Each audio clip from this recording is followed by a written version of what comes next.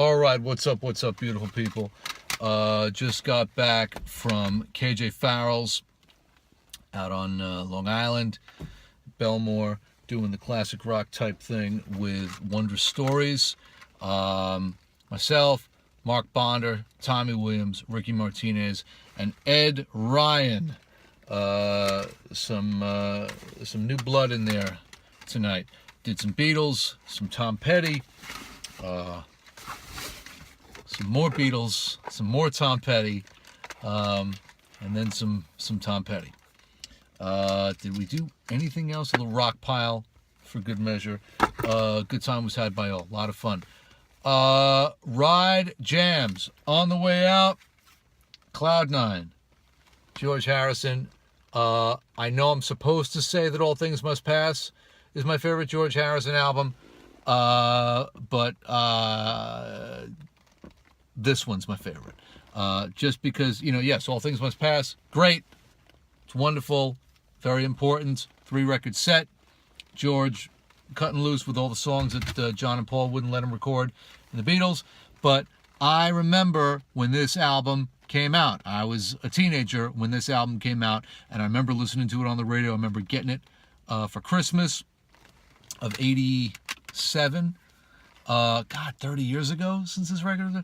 And I've said this before, I've come to understand that a lot of my favorite music is stuff that's done by guys in their 40s. Okay? This era of George, Traveling Wilburys, Jack Bruce's stuff from the 80s, McCartney's stuff from the 80s, all that Prince's Trust, Clapton and Phil Collins stuff, that is my jam.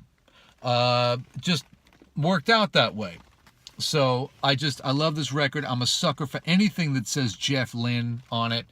Some great slide playing on here, some tremendous songwriting. Ringo, Elton John. I mean, really, what's not to love on this record? So this was on the way out, sitting in a little bit of traffic. On the way back, no traffic. Flew home to Billy Cobham, Spectrum. If you remember my piece for Culture Sonar over the summer of the 7-Day Fusion Challenge, this was on that. And I listened to this one all the way through, and it's killing. Lee Sklar, Billy Cobham, Tommy Bolin, I believe, and Jan Hammer. Yes, that's right. Except for there's 2 tunes that have Ron Carter and John Tropez, and Joe Farrell and Jimmy Owens that go, and Ray Barretto that go into the more of the jazz thing. Blows me away. This record was cut in 3 days.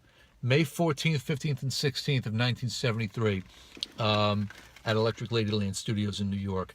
I'm too young to remember, but I have a feeling that like the streets of New York City in 1973 sounded like this record.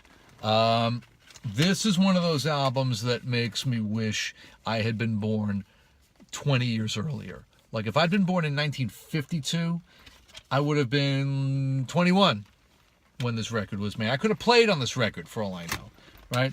I could have possibly been like one of these guys. I've been able to experience 1970s New York as an adult.